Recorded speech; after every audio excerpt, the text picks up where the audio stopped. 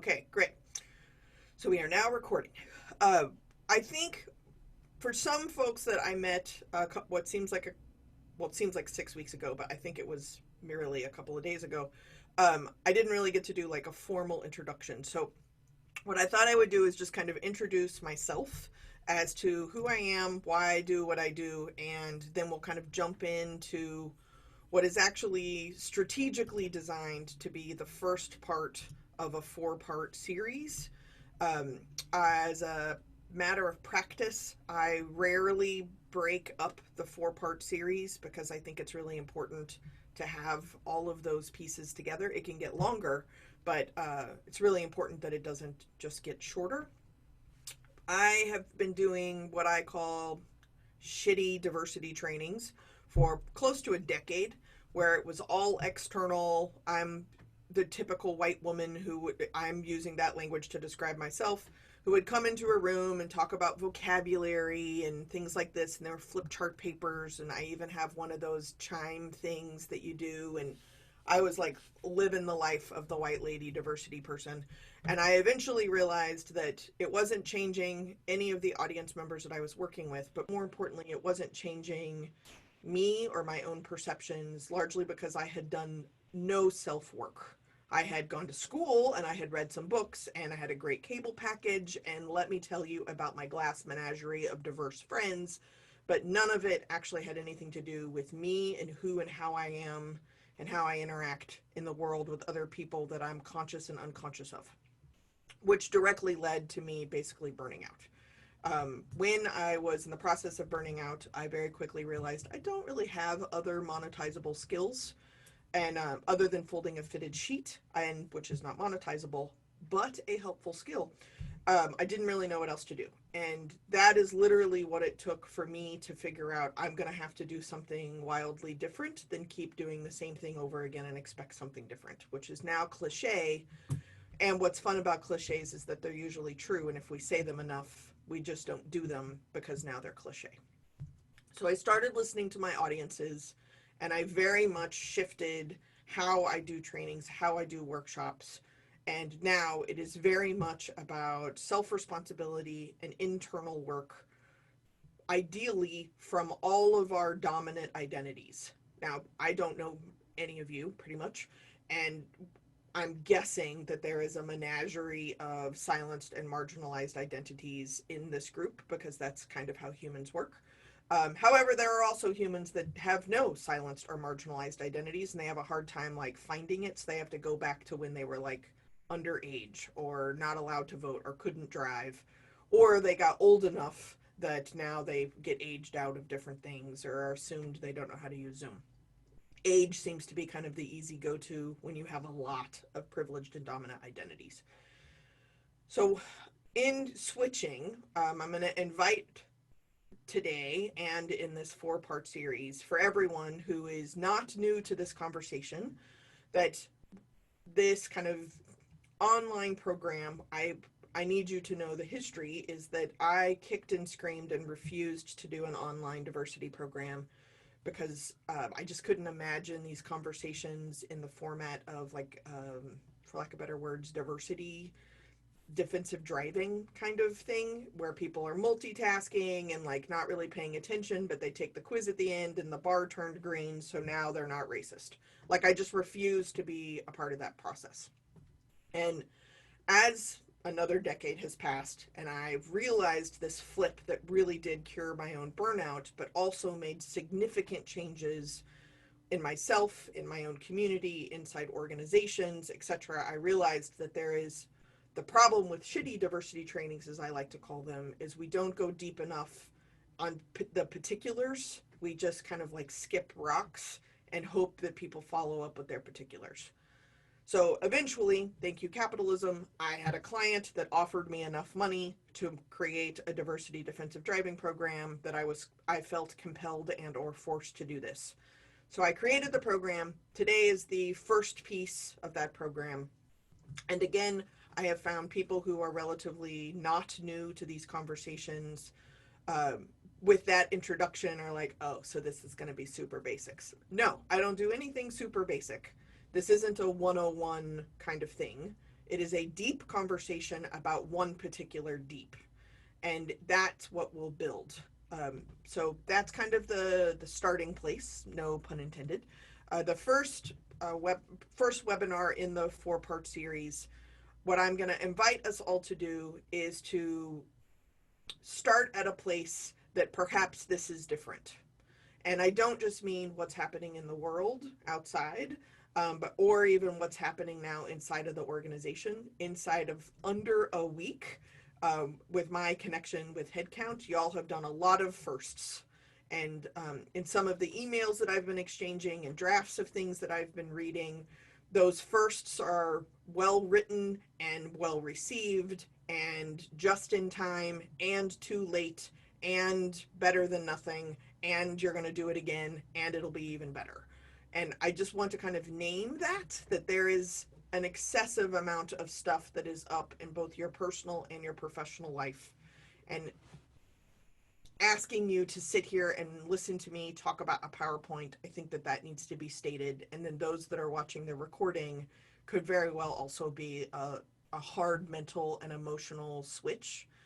I also think that it is never the wrong time to engage in a conversation about power dynamics and worldview, how those can be interpreted across different power dynamics. So in an email exchange I was having with Andy earlier, we were talking about how as a founder and an executive director, as a cisgender person, as maybe an elder, maybe I'm perceived that way as an elder, I hope so, to some folks, I'm overly educated. I, up until COVID-19, definitely considered myself an upper class person. Now I'm basically unemployed, but that doesn't change my lifestyle or the class in which I identify myself with.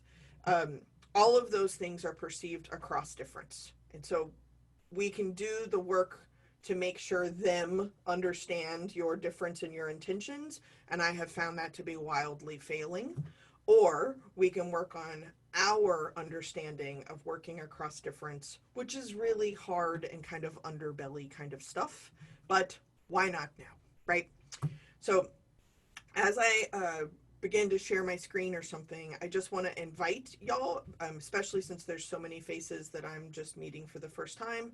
Are there any thoughts or comments or questions or anything that you have before we start at the starting place? You can chat them. I also have a texting number, which I'll show as soon as I share the slides. So you're always welcome to text message any thoughts or comments too that come directly to my cell phone through a Google Voice number, and we can engage in a conversation that way too.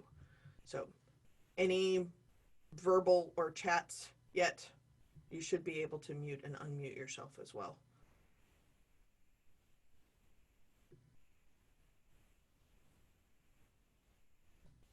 Great. So I think this maybe will work. Are you working? Yep, that's what I said. Share that one.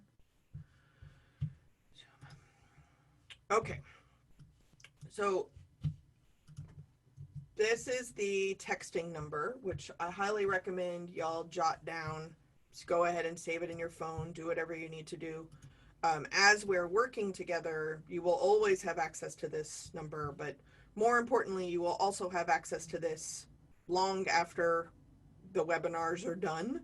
I think it's an incredibly odd piece of being a diversity consultant that there's a sense of pressure to ask every question, run every scenario by, get the one-on-one consulting inside of the window that I'm immediately in front of you. And that seems dumb, because if I'm actually good at my job, that means I'm thought-provoking, which means later on you're going to have a question, and I have usually gotten on an airplane. So that's dumb. So feel free to text message me anything at any point in time, forever. I'm happy to help. So I don't know necessarily that this is a big note-taking kind of webinar, but you are also welcome to take notes if you need to. What I want to do is kind of run through these concepts, and those of you that are not necessarily new to this topic, hopefully you'll be able to notice how deep we're going kind of on the same topic instead of jumping forward. That's what the other 3 webinars are for. But I have found before we can talk about unconscious bias or being an ally or listening or working across difference or what those things mean, we have to really first start at some foundational basics. And by basics, I don't mean elementary, I mean one thing dug deep. So that's the plan. So the starting place is this conversation. So whether we're talking about different religions or different ways that we identify community, what I first like to start with is I operate under the assumption that the smallest denominator of humanity is at least two people. It's me and possibly someone else. And what I mean by and possibly someone else is that I may not even be aware that I am impacting another person. So I feel like a party of one, but somebody else is being impacted by me that I'm unconscious of. A really good friend of mine shared with me that in her faith, there is a 40 house radius of your responsibility. And the idea is that wherever it is you live, you are directly responsible for the well being of 40 houses away from you. Other cultural or religious practices may say 7 generations out. And I like to start here because often what happens when we begin a conversation about diversity is that those of us with very privileged or dominant identities, we start at a party of one because we have the privilege of being an individual.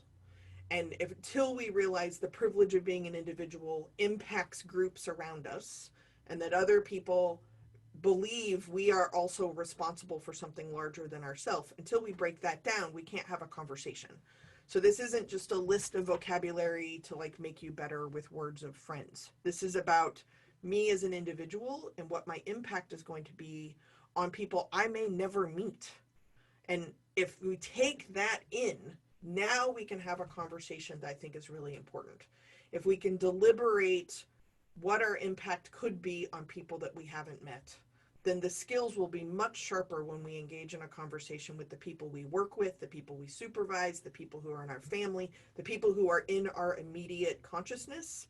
Won't it be easier to deal with? That's like real and in front of you and probably engaging back. But you have to start practicing when you don't have any of that ease. This is my friend Julia, and I sometimes get a lot of pushback because people get very freaked out. But this is Julia and Jose, and the starting place is bigger than you.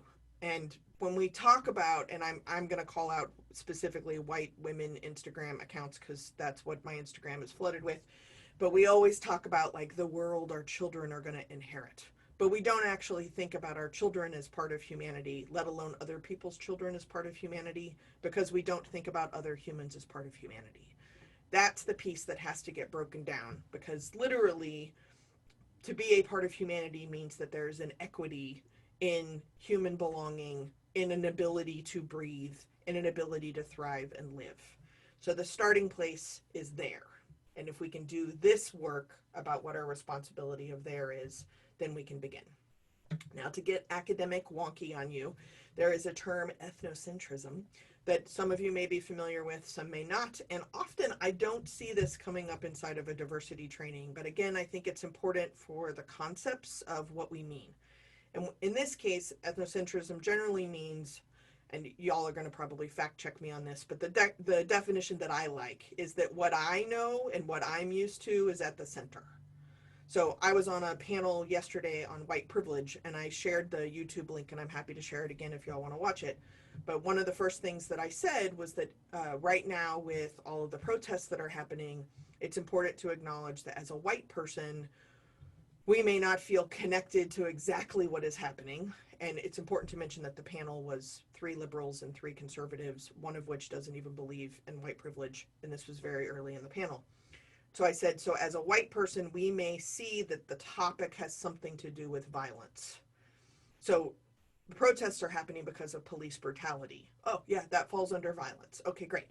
So when I'm comfortable, I'll take violence and then focus on looting or crimes or things like this because I'm taking the topic, but I'm going to where I'm most comfortable with it.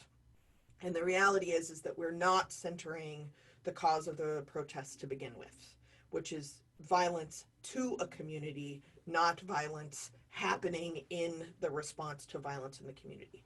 So this is where ethnocentrism very much can show up, is that the piece that we center is usually our own perspective. It's usually our own knowledge level. It's usually our own comfort level, and it's often our own identities.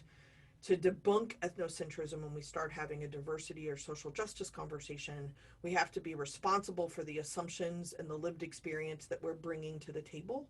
But we also have to acknowledge that problems that you have never experienced doesn't invalidate the problem's existence. It just means you haven't experienced it. And if you haven't experienced it, you're going to have to try and figure it out. Right? So that's an important piece. You may also hear the terms equity and inclusion. As far as the evolution of language goes, I know that in my own work in schooling, equality has shifted to equity, and inclusion has shifted kind of away from don't be discriminatory. So if we don't understand what those shifts are and why, then it's we lose a lot of the ability to engage in these conversations. So the example that I like to use is around shoes, because I really, for some reason, have a shoe fetish. And equality is the idea that every single person on this webinar gets a pair of shoes I like. So then that would mean that you're wearing a size 11 shoe, if it's a woman size. I don't like heels. I do like me some color. I'm not particularly a fan of shoelaces. So you're going to get all of those shoes. That's it. More than likely, it's going to be a van with some kind of comical, juvenile pattern on it, because I'm actually trying to hold on to my youth. But that's not necessarily the kind of shoe you want. It's not necessarily the size that you wear. Maybe you're not partial to Vans. Maybe Vans as a company has some bad history. Please don't tell me, because I really only wear Vans. Let's be honest, I'm sheltering in place. I haven't worn shoes in a while. But if I were to, they would be Vans. Equity is, do you want shoes? And if you do want shoes, what kind of shoes would you need or want that would serve the purposes that you're looking for? So this may be around someone's life or topography or geography. This may also be around gender. This could also be around size, but you're going to have to engage in a conversation. You don't just hand shit out because you feel good about it. That's why the shift went from equality to equity, right? So it's interesting, in some of the preliminary conversations that we've had about things being partisan or not partisan, obviously as a nonprofit dealing specifically with voter registration, you can't, like, you legally are bound to not be partisan. Okay, great. So then if your work, which from the deep dive on Google I have done, if your work was supposed to be equality across a two-party system, then you would limit your ability to actually allow people to access to vote, because not everybody even feels people feel disenfranchised by the ability to vote. There are people who will never be allowed to vote in this country. There are people whose voices were at one point heard and now not heard.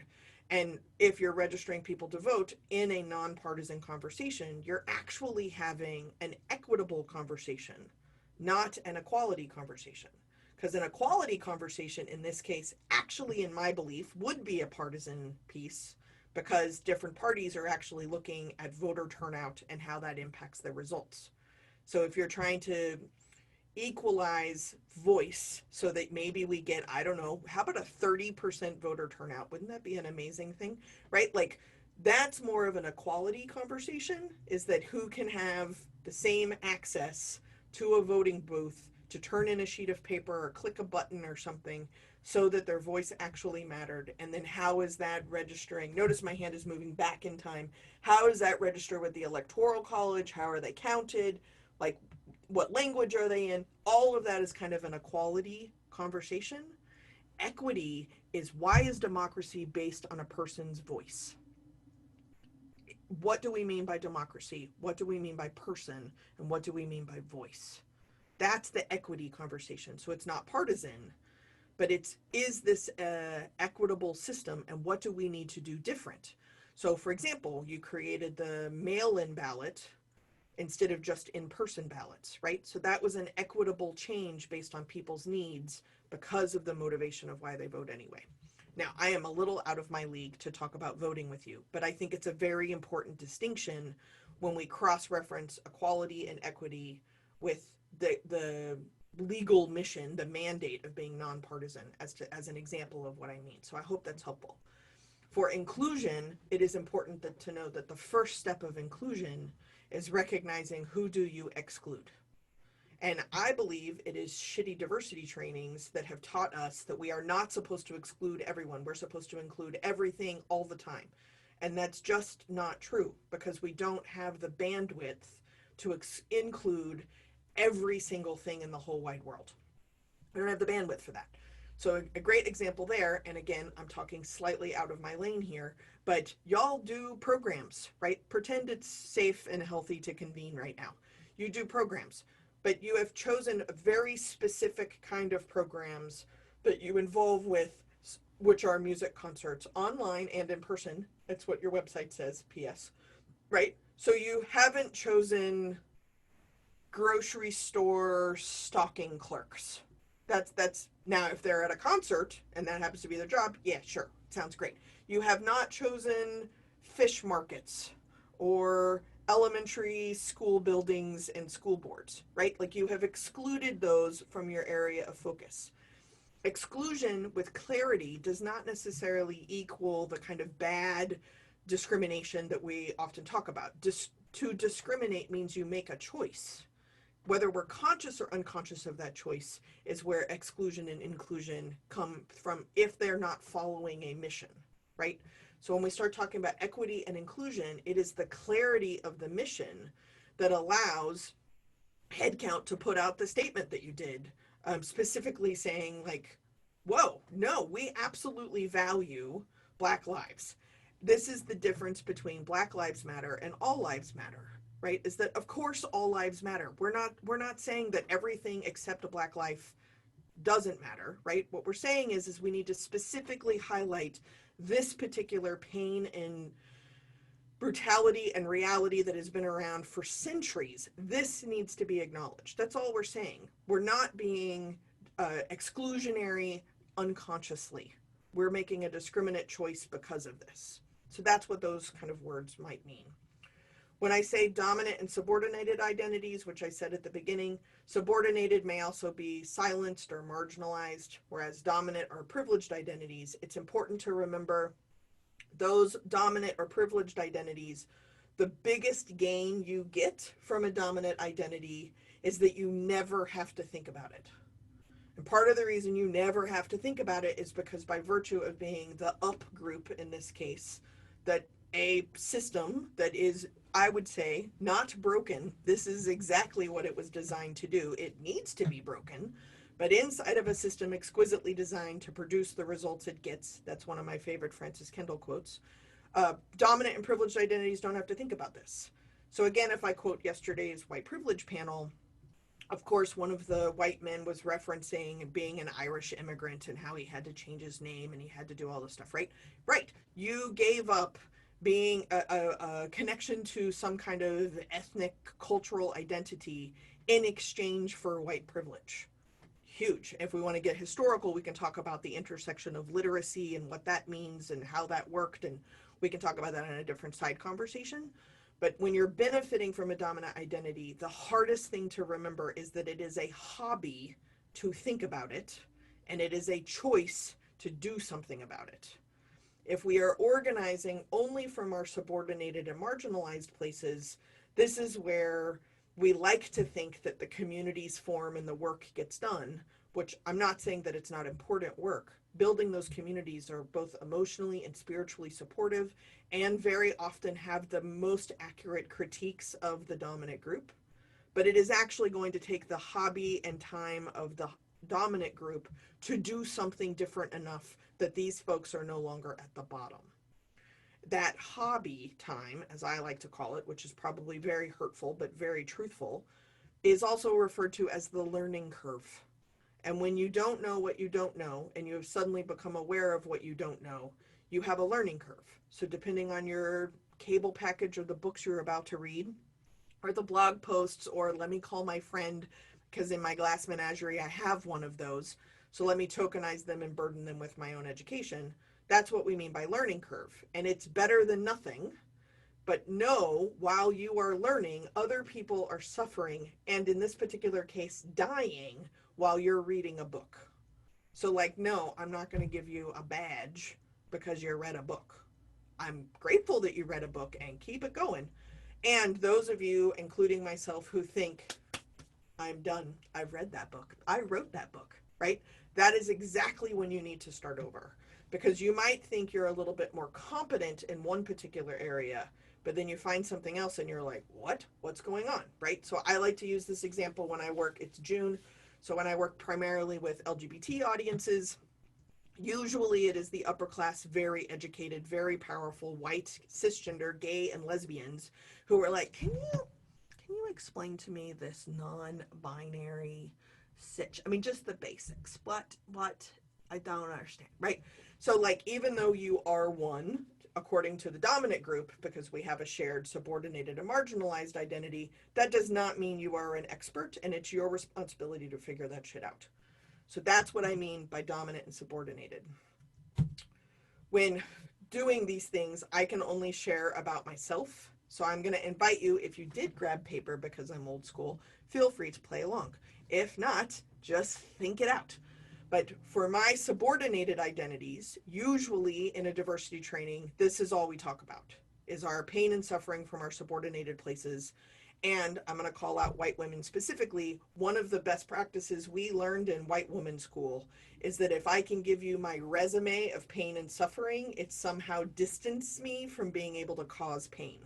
That is called a logical fallacy and overexposure. And now I know way too much about you, Barbara, in accounting. And now that's more pain I have to deal with, right? So we're going to start at subordinated to kind of get it out of the way. And then I'm going to encourage that we focus on our dominant identities. So some of my subordinated identities, I identify as a lesbian or queer. I actually prefer the word dyke, but even though it's been 20 years, that's still a very offensive word to some people. Fine, I will bend my identity for your comfort level. So I identify as a lesbian and queer. Is that visible? It depends. I'm old and fat, so no one thinks I have sex with anybody. And I had a hysterectomy 5 years ago and I've been married for 20 years, so pretty much accurate. But when you see me, you generally think there's no way that lady is straight. Now, because I'm a lady, they don't go dyke, but sometimes they do. Not as much, but I'm pretty honored at this point. I don't identify as a Christian. I was raised as an atheist, but because I don't wear like headwear or I don't make any kind of religious proclamations or something, people generally assume I'm Christian. Depending on where I am, that either means Catholic or Protestant, but can't mean both. But I actually don't identify as a Christian, but I also don't identify as an atheist, which is called agnostic, and I'm pretty good with not knowing those answers. That will come back. Physical ability issues. I have a number of physical limitations that I'm quite good at hiding, largely because I hate asking people for help. So you will not know about them, but there will be times where I'm like, I'm going to sit in a chair today. So that's an invisible thing. I identify as a woman, which is usually the older and fatter I have gotten is much more perceived correctly. Um, I would say in my relatively thinner days, if you were behind me, then I got sirred a lot, which also at that time was a compliment, but that's a very different conversation. But I also identify as cisgender, which some of you may be familiar with that term, some are not. I'm going to dork out for a second, but cis, C-I-S, is the Latin prefix meaning congruent. So how I was labeled at birth and how I identify worked out just fine. That is usually a pretty visible piece. So if I identified as gender nonconforming, I would have to constantly tell people.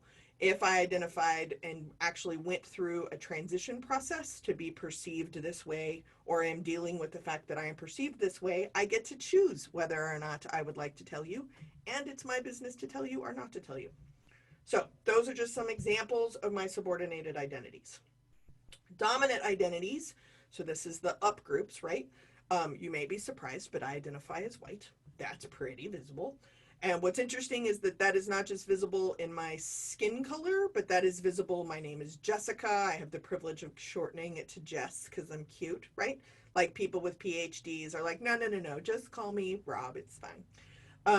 But my name is Jessica. My resume looks white. My email looks white. When you find my book, it looks white. When you go to my website, you don't even have to look at a picture of me, but that is a white lady.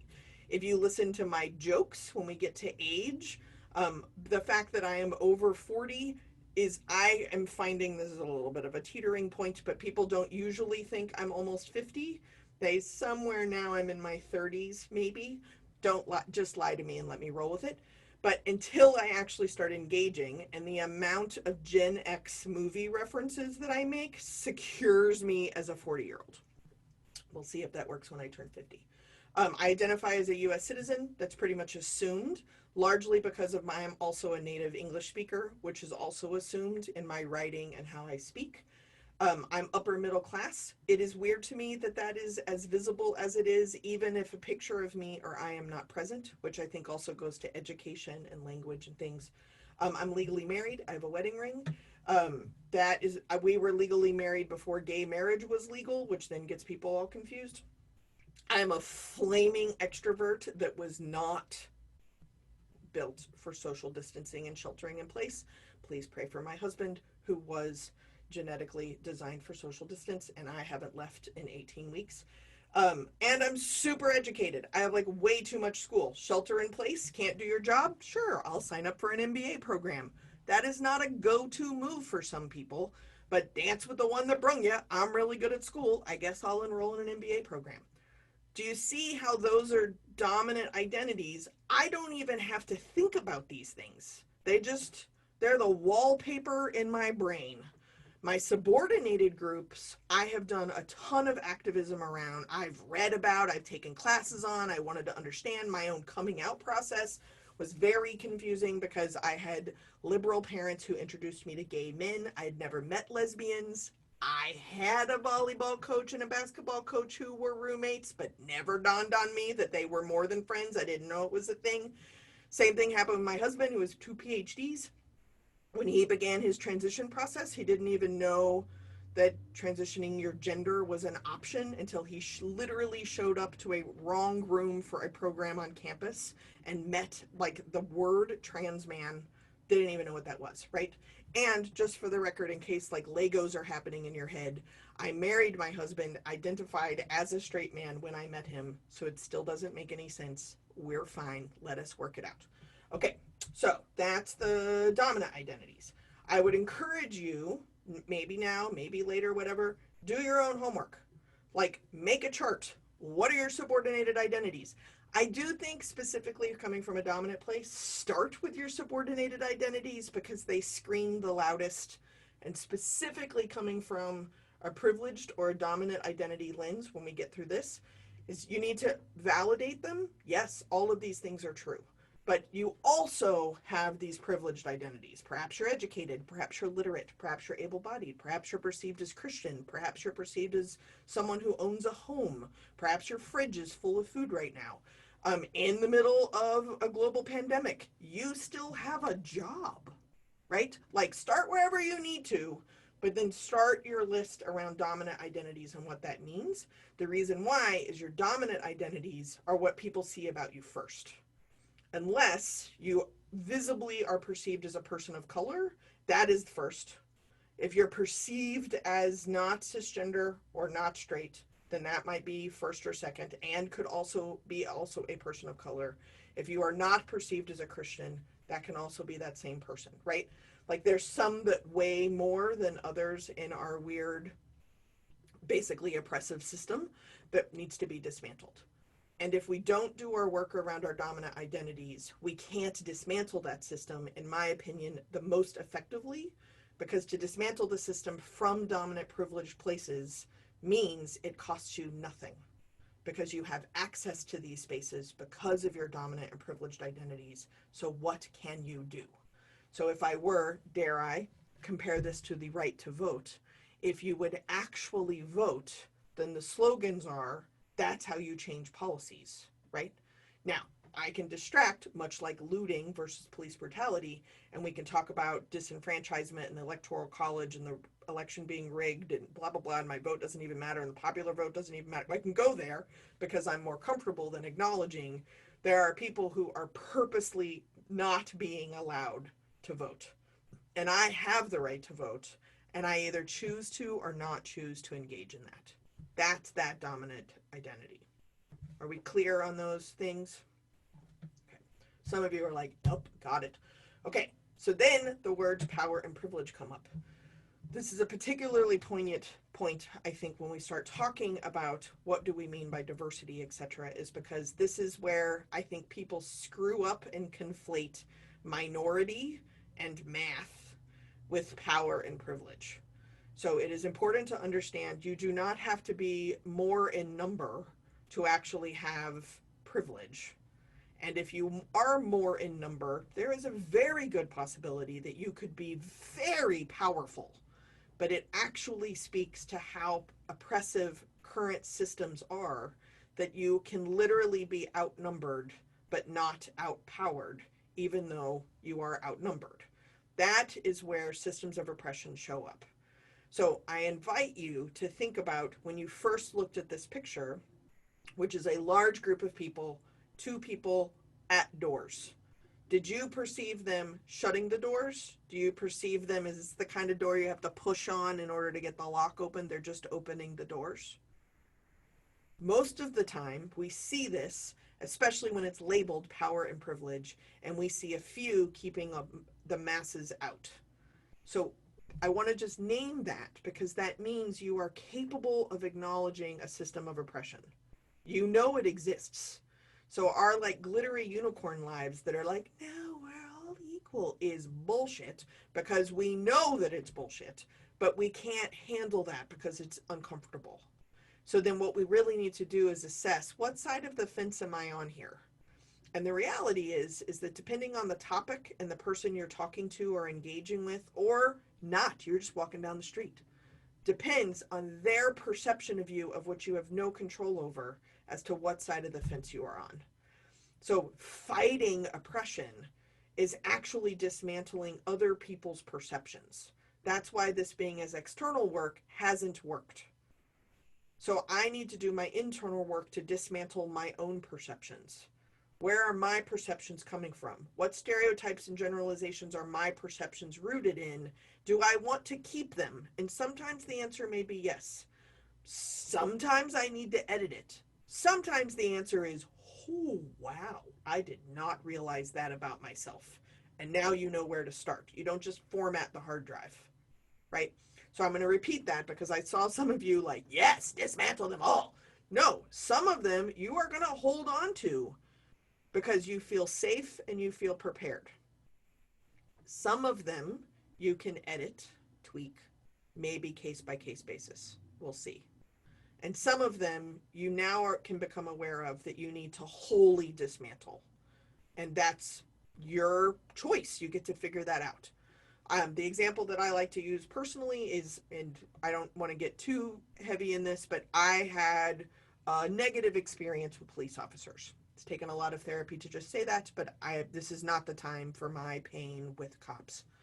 So I would not engage with police officers. Now, the truth is, I am a white lady driving a nice car in a nice neighborhood, so it wasn't really opportunistic. It didn't really happen a lot. But I'm still in charge of the well that I had of like, I am not engaging. No, not engaging. But how that actually showed up in my life was mostly people sitting next to me on a plane who had some connection to law enforcement. So I had to realize that I had this long-standing bias because of one incident that I had, which for the record was not good. But it was impacting a regular one-on-one conversation where that particular power wasn't at play. So then I got to edit it, hold on to it because it made me feel safe and prepared, or dramatically change it.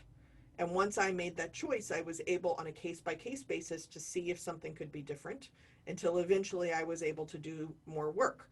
Now, I have actually done work with police departments where I have been able to do work that I felt was wildly successful and helpful. And it did not dismantle any system of police brutality, and I know that. So then when this topic is up again, which for me, because of my dominant identities, is usually something I read about or see on television, that's a very important thing to understand. So when it comes up again for me, I start again over here. And I have to work through the process all over again because we're never done. So that is a very important thing to understand. Now, I've given you enough kind of introductory, where am I coming from on this, that you probably have come up with a couple of thems. Do y'all know the thems? So there's I'm right, but that's us. And then there's them. What about that guy? What about this person? What about this group? What about this, right? And if it is helpful, yes, they're wrong. Some people just need to hear that. Yep, they're wrong. They're totally wrong. And I don't know how to make them right, at least not in a long-term effective way. What I have learned is that there will always be a them, and to them, I'm their them. And this external work seems to not last for a very long period of time, but does lead to great t-shirts. So, I mean, that's a thing. So, if they are a jackass and I'm their them, that actually means that we are all fallible and we all have jackass qualities. It might not be when we're a target, but it might be when we're targeting someone else. We are responsible for that. If we can hold that in a space of differently right, which is very different than moral relativism. So I was having a conversation at some point with somebody in the last 24 hours, that seems like the last month. But when we start talking about nonpartisan and what you are legally bound to do as a nonprofit, that is very different than what is the moral compass of the organization and what is the moral compass of the human being who is working in this place. And your moral compass of the human being who is working in this place has the ability to say, no, I'm out. And it might be because their moral compass does not align with the moral compass of the organization. One of the beautiful gifts of capitalism is that businesses and organizations get to have their own soul. We can dismantle why that's jacked up. Some point in time when my business is not currently being supported by federal loans, but me as an individual is applying for unemployment. Welcome to the United States and capitalism. What differently right means is, what is your moral compass? And does it fit this space? And if it does, great. You are super lucky. And if it doesn't, you can leave, or you can change, or you can notice on a case-by-case basis that it occasionally fits and sometimes it doesn't. You get to pick and choose. Not everybody has the luxury of quitting a job. And not everybody has the luxury of seeing their win. You're not entitled to the result of your work. But are you in it or are you out of it? You get to pick. Differently right means that you're going to give one of them the opportunity to possibly be right from their perspective. This isn't an opinion issue. It is a moral code versus a moral code. I have found that when I have really heated conversation, when we get to a moral level, we are often in agreement. But it's how we prioritize the outcome of our moral dilemmas that might vary. I'm not saying they're right. They're wrong. They're completely wrong. And how we prioritize things, we can find places to meet. So the example that I like to use is Fred Phelps. I don't know if any of you are familiar with Fred Phelps, but most of my activism work has been related to LGBT stuff. So that's just the lens that I operate from. So Fred Phelps was the excommunicated preacher from his own church, from Westboro Baptist Church, who had the big God hates fags signs and would protest LGBT funerals and things like this. So that meant that Fred actually dispatched to a lot of my programs. When this first happened, my students were very upset that I was working with, and I was all mama bear about my students. So I was like, no. So then I, very first time, brought them donuts in the morning because we realized no one brought them snacks, and I wanted to see how they would respond. So we brought them donuts. For the record, Fred, rainbow sprinkles. Draw your own conclusions. So we brought them donuts. Fred and his people continued to protest me. Over time, we got to know each other. I was known as the donut lady, right? So if my goal was to reduce Fred Phelps's homophobia, we didn't even get to biphobia and transphobia, and I am aware of that, okay? And he's dead now, but I did good work. If my job was to reduce his homophobia, I could give him a pamphlet, or I could take the risk of engaging in a relationship with him where he had a positive interaction with a queer person, because then he couldn't say he never had, right? Now, this is a big risk. Notice I'm still alive. Notice how many privileged and dominant identities I have to roll up with a highly educated white minister guy who's causing hate and pain everywhere. What I found with Fred is that if as long as we didn't talk about LGBT stuff, we could have a conversation. Turns out he was a huge Johnny Cash fan. Samesies. He had all kinds of records and stuff that weren't even like made public. I have playlists from Fred Phelps. Not anymore, because now iTunes is Apple Music or whatever, so I lost everything. But I did at one point in time, and one of you may be able to help me find my music again.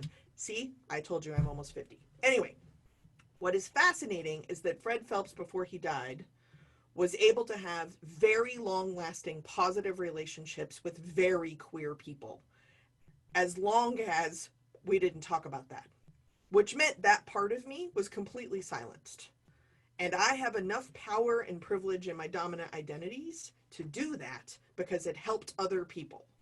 That's allyship and advocacy. It also turns out that Fred Phelps was a huge environmentalist. So we were able to collaborate together on other things. Also, Fred Phelps was the only civil rights attorney in Kansas that would represent families of color in housing discriminatory cases during legal segregation. So even though he is a douche canoe, he was also doing really amazing work. Differently right can matter, and it's up to us to figure that out. We can do horrible, terrible things and do fabulous things that evening. And we can do fabulous things and then do terrible things that evening. We are complicated human beings. None of us are perfect, including douche canoes. So that's a very important perspective to understand, and we can't do it unless we understand our own worldview.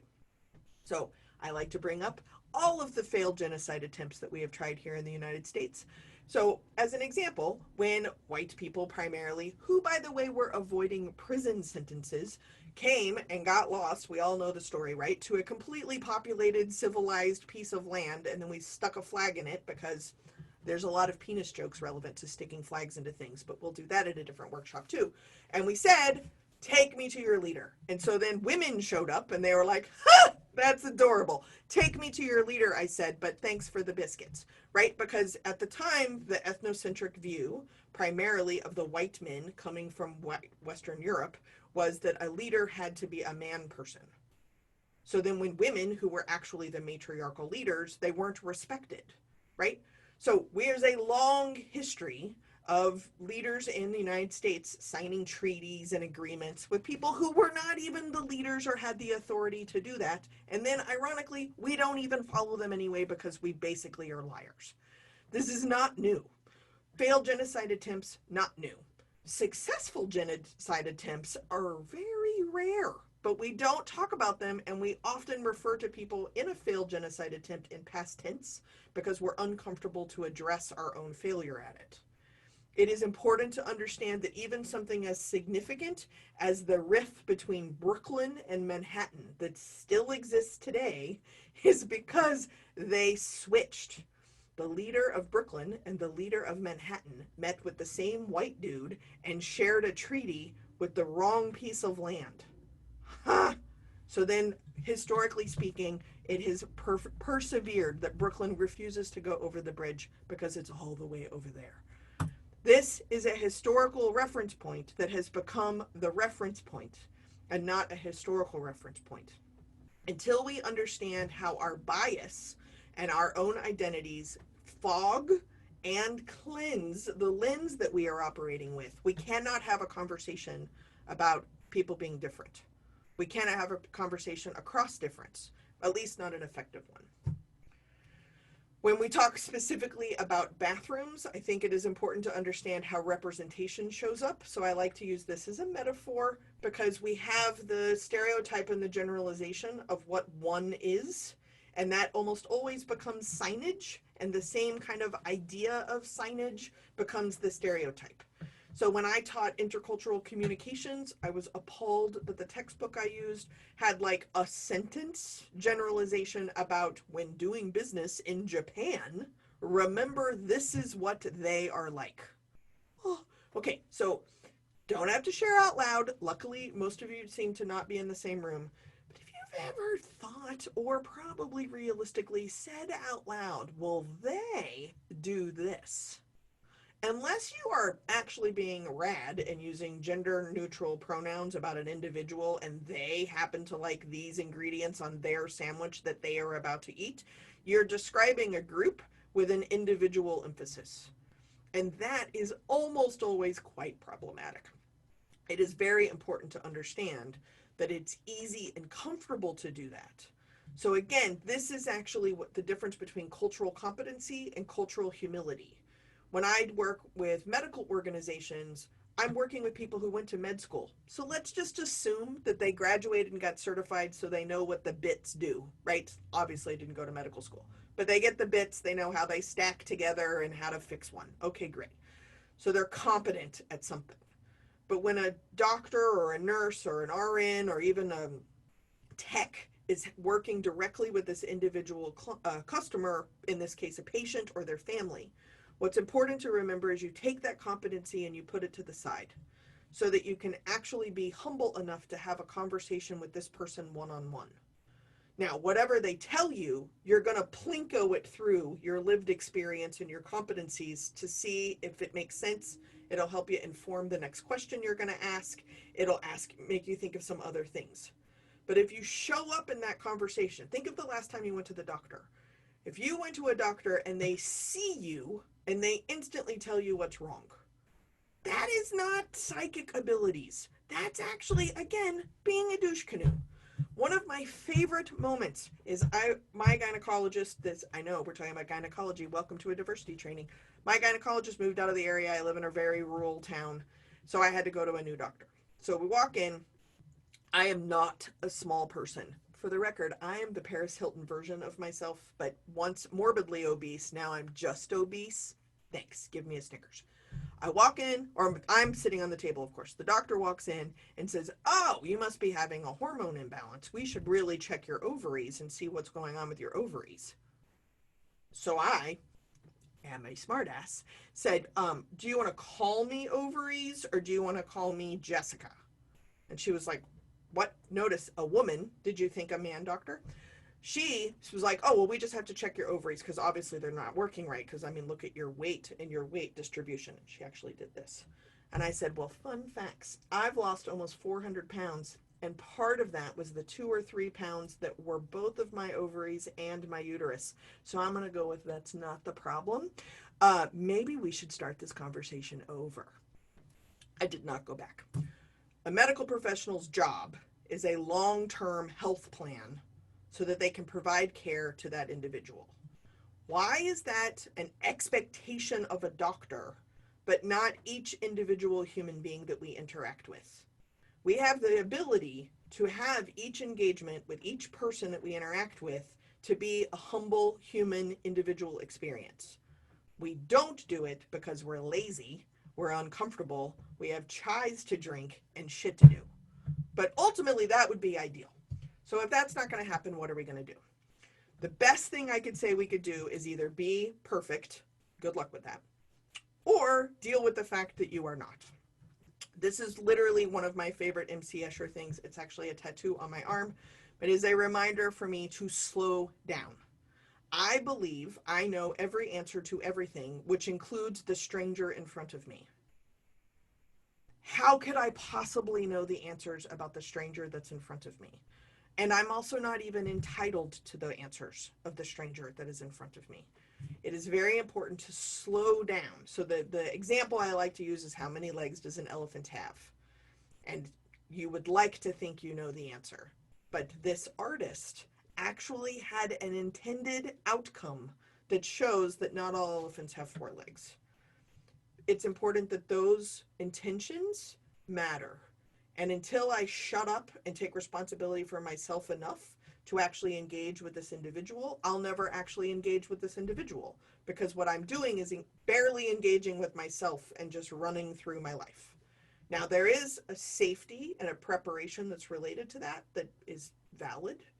And if we're going to try and be better, the starting place is acknowledging that, and then picking the places where you're comfortable doing it on a case-by-case basis, and identifying the places where you need to radically change.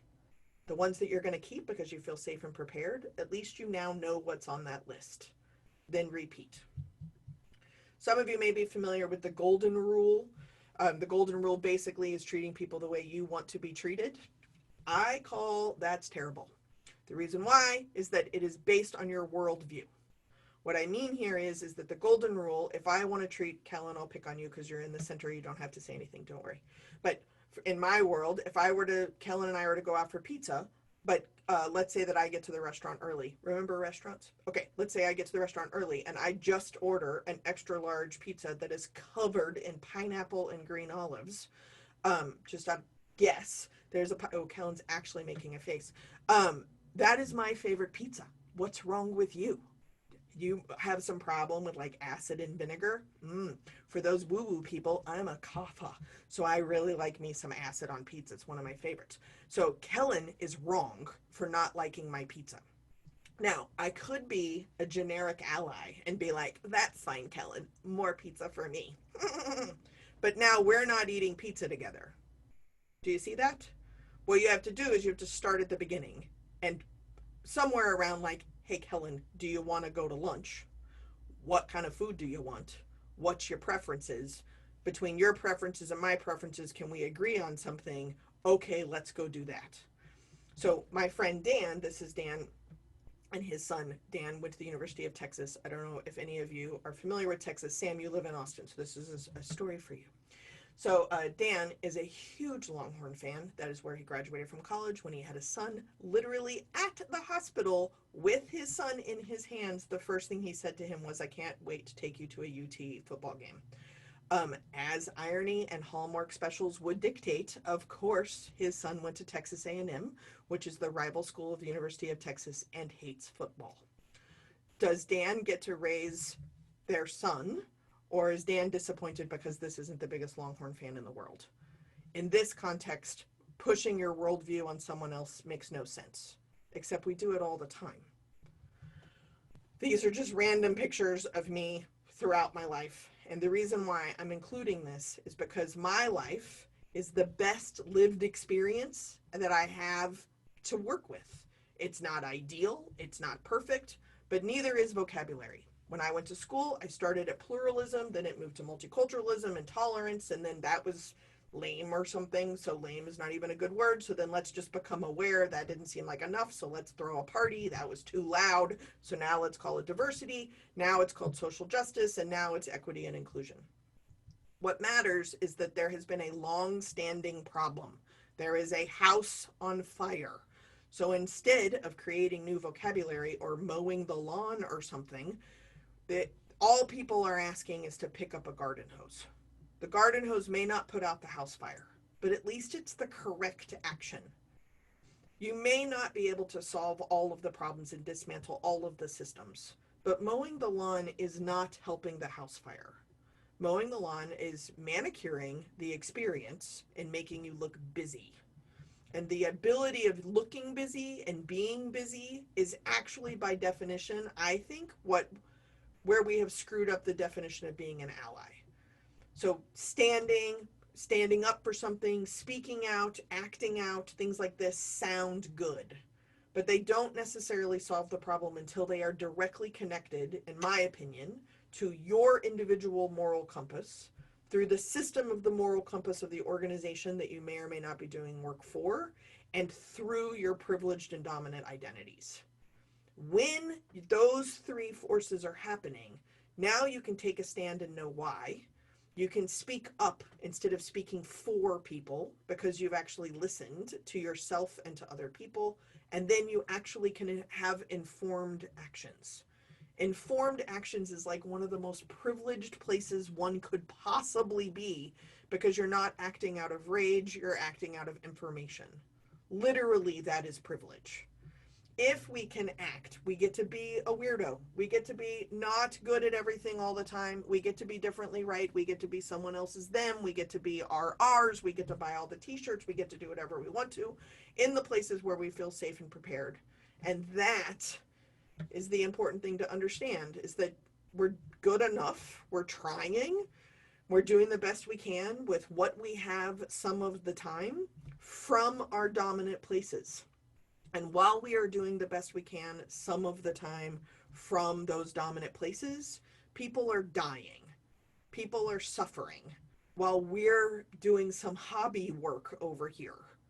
But if we can stay motivated to do some hobby work from our dominant identities, from our privileged places, from the services or money or connections or network or whatever we have access to, if we were to tap into that just occasionally with the resources we already have, you don't have to look outside for more, to do the best you can with what you got some of the time, I would make a substantial difference than sitting around waiting for something new to happen that will land perfectly in advance according to plan.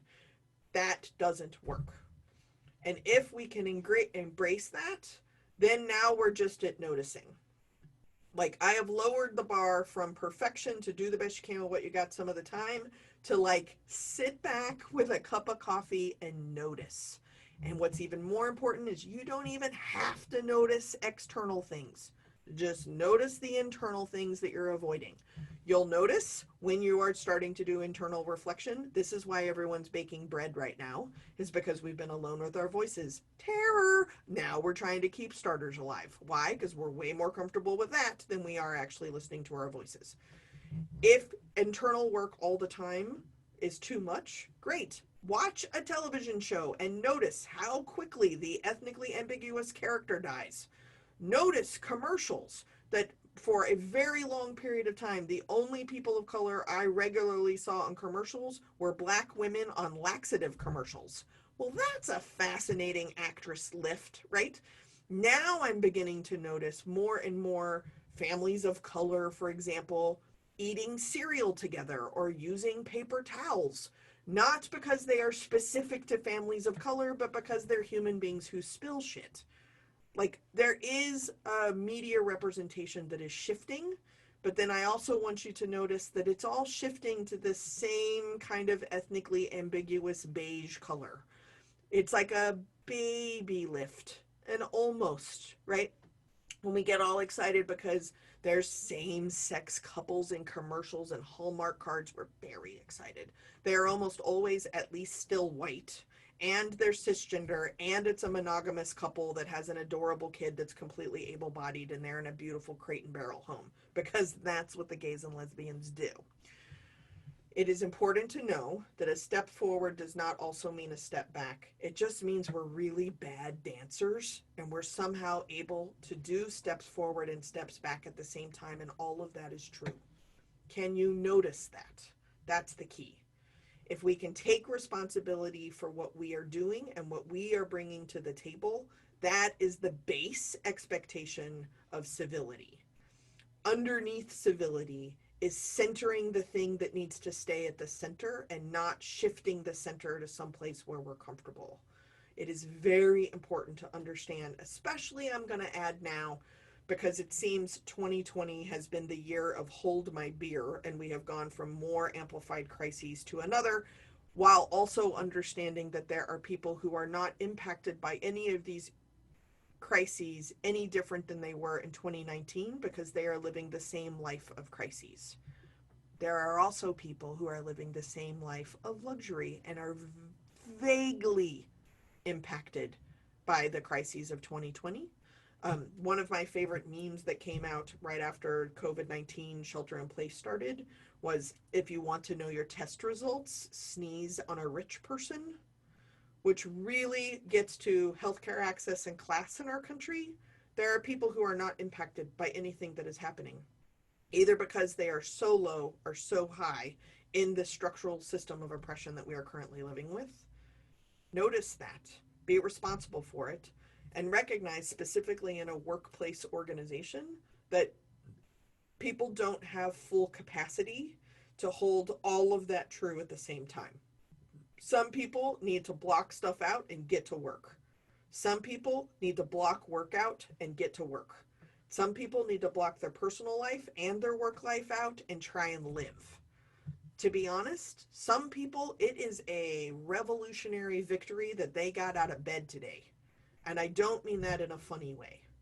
And I'm not going to make a joke about like pants or like they brush their teeth. But to actually wake again in the middle of the state, in the state that they are currently in, is already an act of revolution. So what else are you asking of others?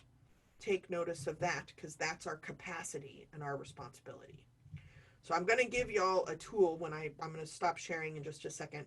But this tool is an idea that you could start in internal conversations. But I also encourage you to use the assessment as like a personal assessment of your own organization, of how you're doing. It's just a list of questions to ask.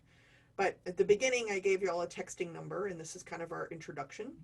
So I also want to make sure that you actually do write the number down, because I really do mean that you can text me anything you want to, whenever you want to, in whatever kind of confidential way. I'll have your cell phone number, but I don't report it to anybody else, so that you can have a conversation with me if you need it. I may not be your chosen source, but maybe you don't have another one. So happy to be available. So it's 202-670-4262. And at the end of our part 1 slideshow, um, stop share.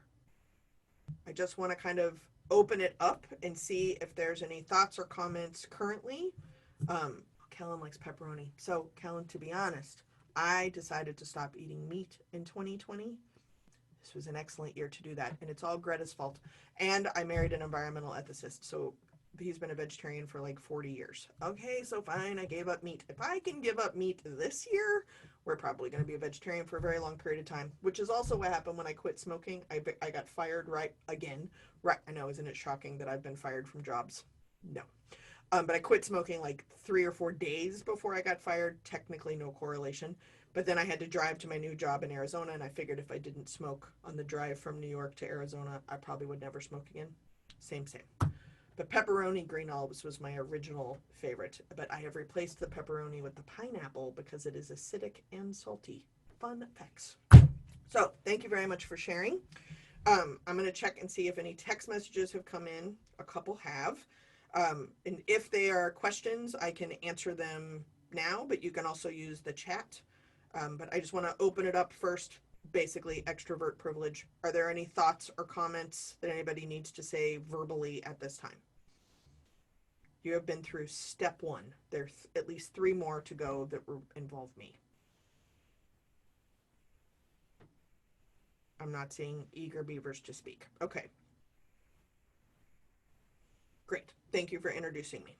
All right, someone's just introducing themselves to me, which I appreciate. Okay.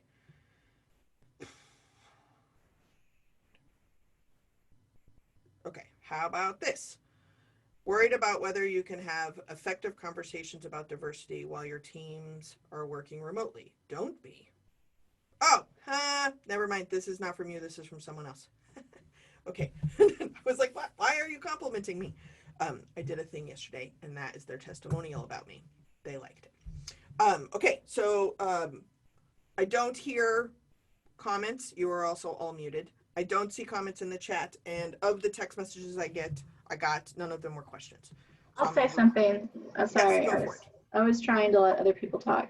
That worked really well. Yeah. Sometimes it's hard to break down and talk in these sort of spaces. I will say that very much so. This is lovely. Thank you.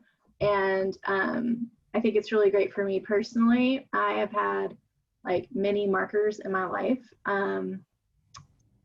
where I have had like more and more personal realization about my privilege and ways to be an ally, and also ways to learn and to do internal work around this.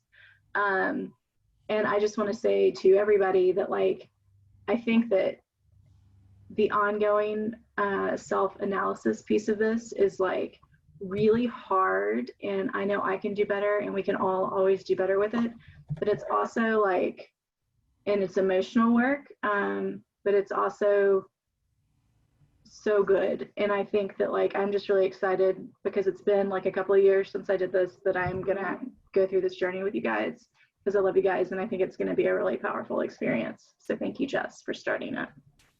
Absolutely. I think it's also important to mention that like the amount of, I'm going to use the word hard that you used. So what is hard for someone else may seem like a very light lift for someone else, but just be mindful that like, if it's hard for someone, allow it to be hard for someone. This isn't it's not an Olympic thing, right? When I was in graduate school, I remember we had to write a paper about all the pain and suffering that made us who we were. And the professor, just notice, Andy, when we were talking about power dynamics, this is a great example of this. So the professor, who's a white woman, was passing the day we were supposed to get all of our pain and suffering papers back, right? And came in, handed us all our papers back with a marshmallow. She gave us a bag of marshmallows. And my best friend in class, Keith, who was sitting behind me, did not get a marshmallow. She passes all the papers back with all the marshmallows and says, I just want to, this is the professor, right? White, cisgender, woman, PhD, we're all students. Says, I just really want to appreciate all the vulnerability and sharing that was in the papers. That was the assignment. We're trying to get a grade here. But I want to invite us to have an opportunity. When we look at all the pain and suffering we have all shared, your cohort member, Keith, shared that he wanted to be a professional baseball player and blew out his shoulder his senior year in high school at the game that the recruiters were at. And it was just such a pathetic share of pain that I wanted us all to be able to take it out. So throw your marshmallows at Keith. Now, Keith is a white dude who is a very good friend of mine, and it was like, what the fuck? Which I think is the appropriate response at that particular moment. But I just want to showcase that, like, if you want to be a professional baseball player and you blow out your shoulder, that is a career-ending injury at the game where the professional recruiters were at, like, you're done. Your entire life goal is done. So no, that wasn't the death of a parent or a rape or something like that. But the idea that, one, she disclosed what he shared in the paper. I knew about it because I edited the paper. But she disclosed it against his consent, decided it was less hurt than someone else's, and then incited us to throw marshmallows at him. What matters here is that across that power differential, in 1 second, without any organizing, we were a very close cohort. We all ate our marshmallow. Because pain is pain, and who is to say what is more painful or more hurtful than anybody else's pain? So I appreciate you mentioning, like, it could be hard work. For some people, sleeping evidently is hard to stay alive through, right? Driving, walking on the sidewalk, going out for a run, like being what seems to be like a regular person could actually get you killed, right? So then if you put those two things together, then other people, especially from a dominant identity place, will say that this isn't hard enough. So then I won't do the work. Like, don't go back to comfort. Like, the goal is, if it is hard for you, work it out occasionally some of the time, because not doing it is not working. So I just want to make sure that that doesn't, you didn't say that, but I want to make sure that that doesn't, like, get here and then nothing happens. So any other thoughts or comments? Thank you for saying that. And I also agree with your chat that the idea of inclusion is that it is an active piece. Exclusion is also an active piece. I would add active and possibly making the unconscious more conscious. So then you can know what you are conscious or unconsciously making active is important. The next webinar, which we are doing, what does my note say? Today is the 5th. The next one is the 8th. The next one is specifically on unconscious bias and even what does that mean and what's happening. So that's coming. Other thoughts, comments? I did add the Assessing Your Organization PDF to the chat. I don't have any more texts. Thoughts, comments? How are you doing? We're technically 19 minutes over the original time, but y'all started late again.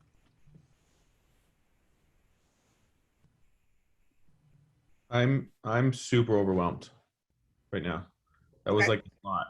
That was a lot for me. And like, I don't even know, like, do we have access to those slides after this? Like, I was just, maybe I'm a slow learner. It's maybe my educational piece, but I'm like super overwhelmed right now. It was like a lot of information, and I don't even, I'm kind of stomped right now. I don't know if anybody else is scared to ask questions or admit or anything like that, but that's where I'm at. And I just,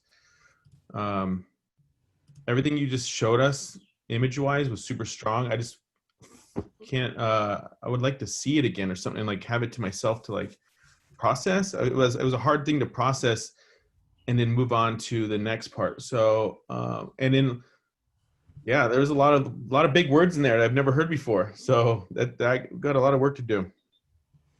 Well, don't overly. If I can encourage you to, who am I to tell you what to do? But this was not intended for you to be better at like crossword puzzles, right? What I think is important about diversity trainings is everything I talked about today rarely is done that deep, at least in the hundreds of programs that I've had to edit or sit through or whatever. And it is a lot. And that there's four more to go, right? So some of you are like, great, take a drink before the next webinar. Done. Do whatever you need to do. But it is important to recognize that even if this isn't a new conversation to you, doing any work from your privileged or dominant identities is often new work because we as a society haven't been trained to focus from that place, right? So I am attempting to upload the PDF of the slides, and um, someone's having a hard time opening the PDF of the assessment or whatever. I can email these things too. I just like to do it here so everybody gets them all at once. So feel free to share. Uh, and you can text message me. So I think it was Tim that said that. So like, I'm happy to engage you in a conversation as you're going through it. This is recorded, so you can also watch the recording again. I'll be emailing the recording out again. Um, that's the work, right? I've been doing this for 20 years and I still have to be like, wait, what? How am I feeling about this? What is going on? What am I doing? And I'm more practiced at noticing where I go for comfort, and I'm forcing myself to stay as uncomfortable as I can be in an intellectual capacity, which is pretty comfortable, right? Like it's a low lift, but it's still like hard, you know. I think it's. I appreciate you saying what you're saying. So you don't have to immediately say or ask anything. No pressure. I just don't want to hang up and you be like, she didn't even ask for feedback. So okay. Uh, Jess, I just want to say thank you for this. I really liked your slides and they're very informative. And the imagery of the majority and the two people with the door holding, I really resonated with that because it seems like you're often told of like being the minority or being less, but it feels like we have more numbers, but it's just that there's those, it's the gatekeepers. Mhm. Do you know what I mean? So uh, thank you for breaking that down because I think that there's often a disconnect with that when people use the term minority. Yeah. Well, I don't like the word unless we are talking about some mathematical equation or something. It doesn't address the power of who created the math in the first place, right? For another lens, if you're having these conversations with other people that I find really helpful, is the like, let's empower youth, right? And I'm saying it in that font on purpose. So as a not youth, I have some like disposable bucket of power that I'm going to sprinkle upon the chosen youth. When in reality, the youth have plenty of power. How about I just shut my face and actually listen to a kid, right? Like that's, they don't need empowerment. I need to shut up. But because I'm coming from a place of look at my bucket of power to double out, I'm choosing the correct kids to empower, then that's just building, that's just keeping the system going, you know, like whether that's access to college or access to scholarships or access to mentorships or internships, that's that bucket of power that we're picking and choosing who to empower into this opportunity. That's not dismantling anything. Dismantling stuff is realizing that your bucket's full of bullshit and you should just listen in the first place, right? Which to me, that's when I look at that picture, that's what I remember, is that from my dominant places, I could just be sitting under an umbrella on one side of those fences. I don't even have to be touching the doors. Specifically, as like an older white woman, I drive a Fiat. Of course, I drive a Fiat, right? Like, this is exactly what happened with Amy Cooper in Central Park. I could be completely in the wrong, and all I have to do is say help. And it, that has weaponized my entire history and all of my identities, and I consciously or unconsciously know that. That is a very powerful thing coming from a white woman sitting on a porch inside of a very significant system.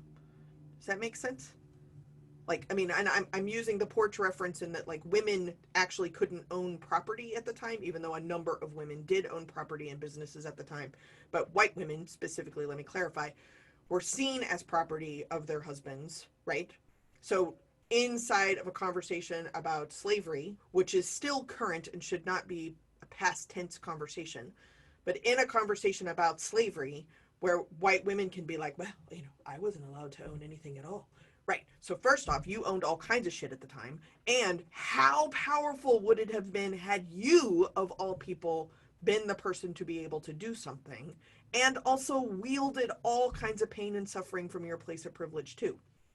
So I say the same thing around like trans inclusion or not gender non-binary inclusion, in the sense that what as a white lesbian, right, is that I sit around and I talk about straight men having everything that I don't have, but I don't take any acknowledgement of what it means to, like, if I say I'm a lesbian, people know what that means. I am congruent with the identity that I identified. Now, I had to navigate femme and masculinity within lesbians, so I'm not saying that I'm completely absolved of a gender understanding. But if I'm not acknowledging that I have a role to play to end biphobia and transphobia because of my place of privilege, even within the lesbian and gay community, I'm not doing my job. So anyway, thank you for coming to my TED Talk. Jess, I think that this was. Oh, sorry. Was Oh, someone that's going? okay. I was going to make a joke. I actually have a TED Talk, but that's okay. I'm Ace. I use they, them.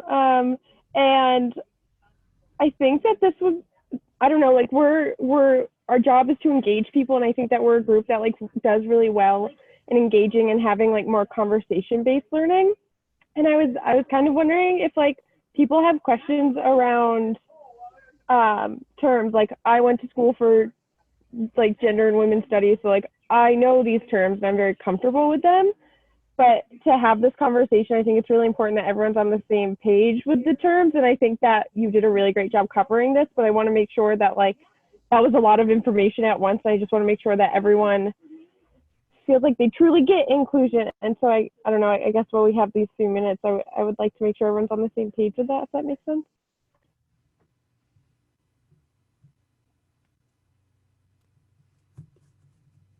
So there's a thumbs up. I don't know if you can see that, but if I'm going to make an assumption that if you don't know whether or not to say, yes, Ace, I'm on the same page as you, because you're either unfamiliar with what page you are on or what page Ace is on, so you can't know how to yes or no that, right? Like it's a possibility.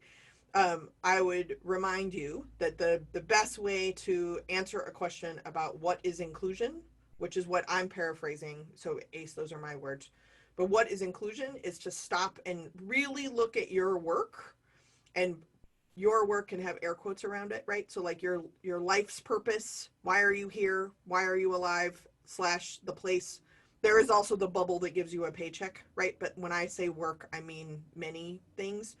But look at your work and determine who do you consciously exclude from your work. And if you can identify what you consciously exclude, then it might lead to who you unconsciously exclude. And then the other side of it is who you consciously include and maybe who you unconsciously include. And if you need to, so that you can kind of get out of, I've heard the words like overwhelm, but I think like guilt and shame and things like this when you're doing work from your dominant places also kind of comes up as one of those like sun reflector visors in your car, right? So you're trying, but like it's really hot in here, right? I'm hot. So how do you do that? And the idea is, so if you were an association, for example, and you hosted a conference, the only people who are welcome at that conference are paid members. So then inside of paid members are people who maybe are paid members who don't have an ethical violation, so they haven't been kicked out as members, right? Do you see, like, we've been so trained that we don't discriminate against anybody. Like, of course you do, because you don't have enough chairs for everybody to come. So how are you doling out who gets in a chair?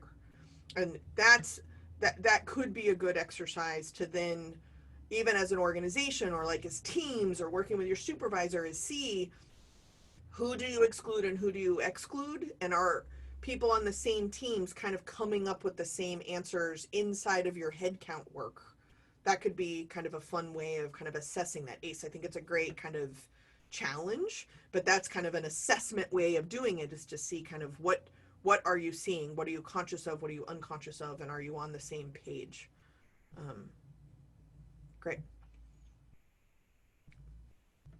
Parting thoughts or comments? I have a call at 10, which they are waiting, which is fine because I have Zoom powers.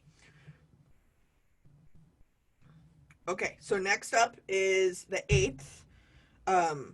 It is my 8 to 9:30ish. It is your 11 to 12:30ish if you are on the East Coast. Not all of you are on the East Coast. That one is specifically around unconscious bias. I don't think you need pen and paper. It'll be a very similar process to this one. There are fun pictures. In the meantime, feel free to text message. And then I will send, I think Molly and Elise, I think are the main email-y contactee people. I believe that is a true story. So as soon as I end this meeting and it buffers and does its thing, I'll upload it to YouTube as an unlisted file. I'll put it in an email, and then I'll attach the slides and that assessment document as well, just so that it's all together. So that anybody who's on this call, I would encourage, as well as the people who couldn't be on this call, get it all at the same time, and then you can rewatch it, you can talk. Please share my texting number. And I'm totally not kidding. It is amazing to me that you have, like, any of my audiences has access to me anytime they want to, and how few texts I actually get. So you're not burdening me. It's fine. It's a Google Voice number. I have unlimited texts. I'm sheltering in place. You're basically preventing me from annoying my husband again. So feel free to text message. Otherwise, we'll pause till next time. Thank you, Jess. Thank you, Jess. Thank You're you. welcome. Yeah. And Thank Molly, you. congratulations Thank you. on the very quick pivoting and work that y'all are putting together currently. Like, I don't want that to get overlooked or underestimated, and it won't be the last time, right? So good job. Yeah, something Jess and I talked about sharing with you all is how well the board of directors received our work. And it actually, one board member then shared it with a client who's a musician who got really inspired by how we handled things and what our internal process was, and then got vocally behind head count in a way that he hadn't in years. So some of us will see that today. I don't know about you guys, but I got a lot of positive feedback from people I really respect about both our internal and our external. So we should all be really proud of how we handled some things in the last couple of days. Doesn't mean we don't have a lot of work to do, but it was nice to get that affirmation.